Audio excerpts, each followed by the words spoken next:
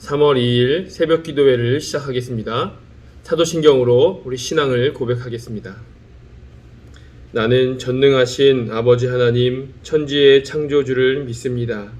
나는 그의 유일하신 아들 우리 주 예수 그리스도를 믿습니다.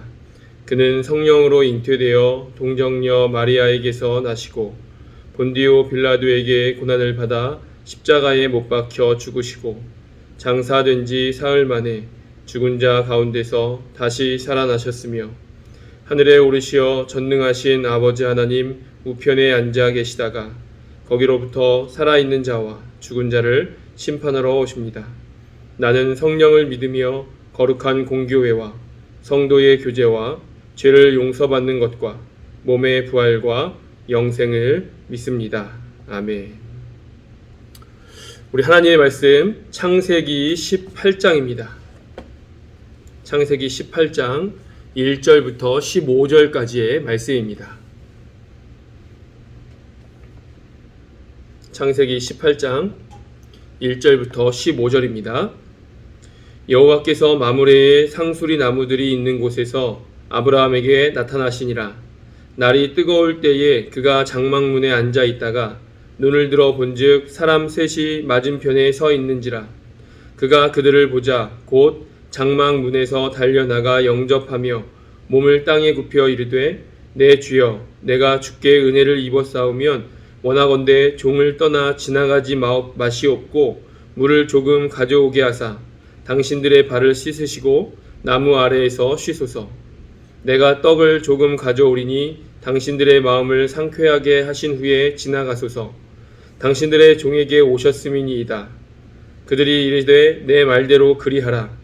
아브라함이 급히 장막으로 가서 사라에게 이르되 속히 고운 가루 세 스아를 가져다가 반죽하여 떡을 만들라 하고 아브라함이 또 가축대 있는 곳으로 달려가서 기름지고 좋은 송아지를 잡아 하인에게 주니 그가 급히 요리한지라. 아브라함이 엉긴 젖과 우유와 하인이 요리한 송아지를 가져다가 그들 앞에 차려놓고 나무 아래에 모셔 섬에 그들이 먹으니라. 그들이 아브라함에게 이르되 내 아내 사라가 어디 있느냐? 대답하되 장막에 있나이다. 그가 이르시되 내년 이맘때 내가 반드시 내게로 돌아오리니 내 아내 사라에게 아들이 있으리라 하시니 사라가 그 뒤 장막문에서 들었더라. 아브라함과 사라는 나이가 많아 늙었고 사라에게는 여성의 생리가 끊어졌는지라. 사라가 속으로 웃고 이르되 내가 노쇠하였고 내 주인도 늙었으니 내게 무슨 즐거움이 있으리요. 여호와께서 아브라함에게 이르시되 사라가 왜 웃으며 이르기를 내가 늙었거늘 어떻게 아들을 낳으리요 하느냐. 여호와께 능하지 못할 일이 있겠느냐. 기한이 이를 때에 내가 내게로 돌아오리니 사라에게 아들이 있으리라. 사라가 두려워서 부인하여 이르되 내가 웃지 아니하였나이다. 이르시되 아니라 내가 웃었느니라. 아멘. 우리가 교회에서 은혜라는 말을 자주 사용합니다. 은혜가 무엇일까요? 하나님이 주시는 그 무엇, 그 어떤 것, 그런데 하나님이 주신 것이 우리에게 유익이 되는 것, 우리는 그것을 은혜라고 부릅니다. 그러나 정말로 이것을 은혜라고 부를까요? 사실 은혜라는 것은 지금 당장 나에게 유익하든 유익하지 않든 하나님이 나에게 주신 것은 모두가 은혜입니다. 그래서 은혜가 무엇인가? 은혜라는 것은 다른 쉬운 말로 사용하면 선물이라고 할 수 있겠죠. 에베소서 2장 8절에서는 이렇게 말씀하고 있습니다. 너희가 그 은혜에 의하여 믿음으로 말미암아 구원을 받았으니 이것이 너희에게서 난 것이 아니요 하나님의 선물이라. 우리가 어떻게 구원을 받았습니까? 은혜로 구원을 받았습니다. 그래서 그 구원이 우리에게 무엇인가요? 선물입니다. 그렇기 때문에 다시 말하면 은혜는 선물이다 라고 말할 수 있는 것이죠. 우리는 누군가에게 선물을 받으면 그 선물을 받았다는 이유만으로 마음이 기쁘지만 한편 무겁습니다. 갚아야 한다는 그런 마음이 우리에게 있죠.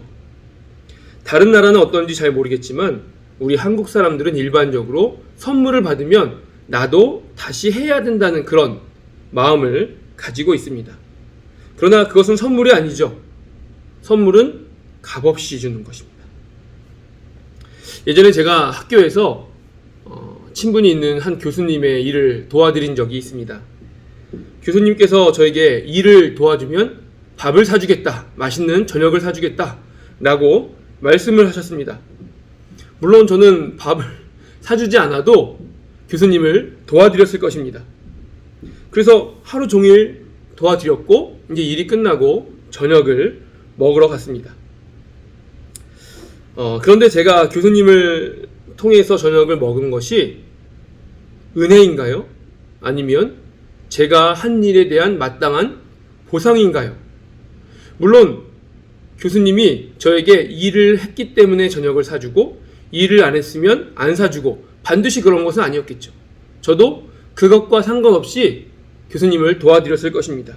그러나 그렇다고 해서 제가 저녁을 먹은 것이 은혜다, 선물이다 라고 말할 수는 없습니다.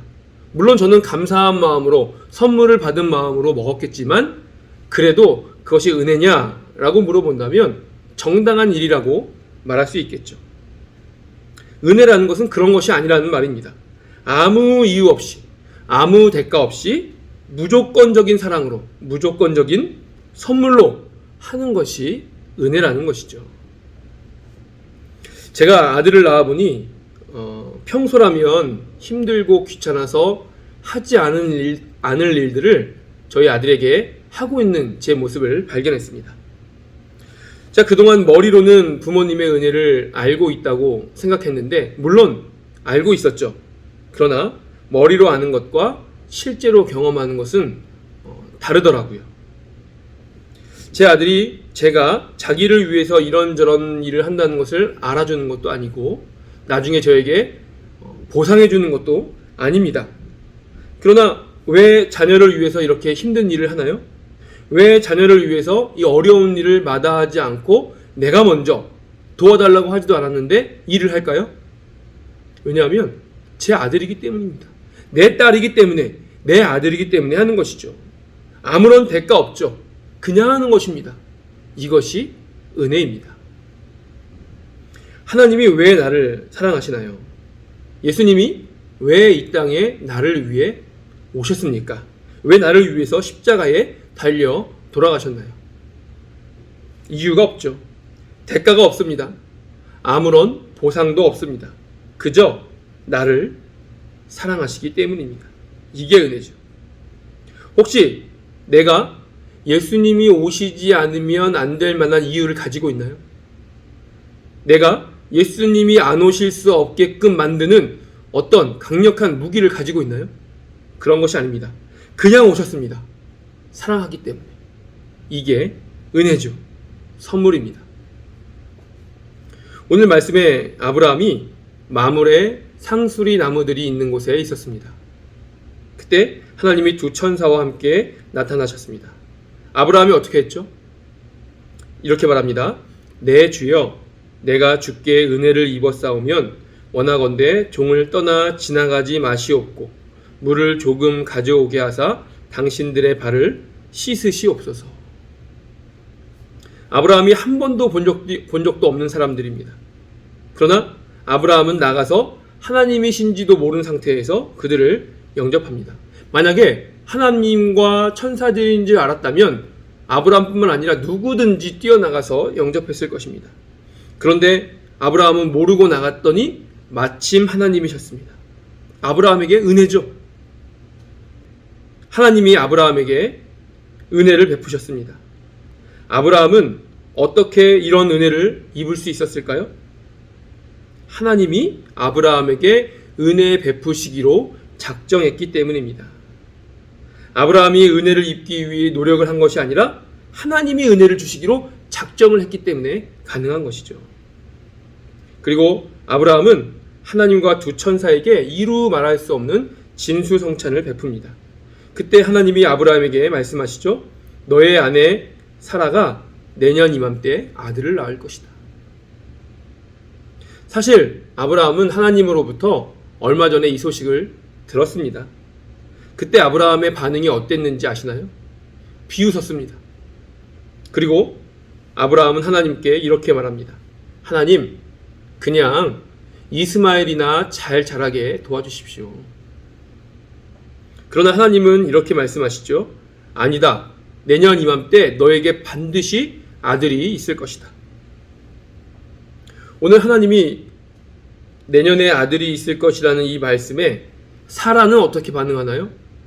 똑같이 아브라함처럼 비웃습니다. 그러나 그럼에도 불구하고 하나님이 아브라함과 사라에게 아들을 주시죠. 그 아들의 이름이 바로 이삭입니다.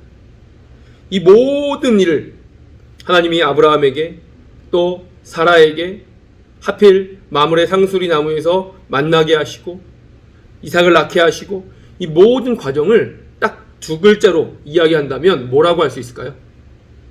은혜입니다. 은혜라는 것은 이런 것이죠. 하나님이 지나가시는 자리에 아브라함이 마침 있었던 것. 또 하나님과 두 천사를 보고도 누군지도 모르면서 겸손히 절하고 집으로 영접한 것. 하나님은 아브라함이 이렇게 할 줄로 아셨을까요? 아셨습니다. 그래서 일부러 오셨죠. 아브라함에게 은혜를 입게 하시려고요. 또 내년 이맘때쯤에 아들이 있을 것이라고 했는데 두 부부가 모두 비웃었습니다. 심지어 아브라함은 하나님께 아들은 됐고요. 지금 있는 이스마엘이나 잘 자라게 도와주세요. 라고 말합니다. 그러나 그럼에도 불구하고 하나님은 이삭을 주시죠. 그랬더니 사라가 뭐라고 하나요? 하나님이 나로 웃게 하신다. 하나님이 나로 하여금 내 이웃과 함께 웃게 하신다. 라고 고백합니다. 이삭의 이름의 뜻이 웃음이죠. 하나님은 그전부터 아브라함과 사라를 웃게 하셨습니다. 그러나 아브라함과 사라는 웃지도 않고 심지어는 비웃기까지 합니다. 그러나 그럼에도 불구하고 하나님은 아브라함과 사라에게 웃음으로 보답을 하십니다. 이것이 은혜이고 그들에게 기쁨과 웃음이 되었습니다. 우리는 하나님께 어떤 은혜를 입었을까요? 하나님을 아는 기쁨을 주셨죠. 구원받으셨죠. 세상에 이것보다 더 큰 은혜는 없습니다. 이것보다 더 중요한 것은 없습니다. 그러나 중요한 것은 여기서 이것은 이제 믿는 사람이라면 당연한 것이라는 것이죠. 우리가 하나님을 믿은 지 5년, 10년, 평생을 믿으면서 물론 우리가 구원받은 것, 영원히 죽을 수밖에 없었는데도 하나님의 은혜로 예수님이 오셔서 구원받은 것 정말로 가장 큰 은혜입니다. 그러나 우리가 언제까지나 이 은혜만을 구하고 있습니까? 이제 이것은 우리에게 당연히 주어진 감사한 은혜이고요. 우리가 앞으로 추구해야 할 은혜, 앞으로 우리가 하나님으로부터 받아야 할 은혜는 구원이 아니라 구원받은 사람으로서 어떻게 살아갈 것인가 하는 그 삶의 은혜입니다. 우리는 종종 우리 삶을 되돌아봐야만 합니다. 그래야 은혜를 알 수 있습니다. 오늘 나에게 주어지는 일들이 지금 우리 살아가면서 은혜인 줄 모릅니다. 그러나 오늘 일어날 많은 일들도 훗날 지나고 보면 은혜였다는 것을 알게 될 때가 있겠죠. 그러면 오늘 우리가 어떻게 살아야 할까요?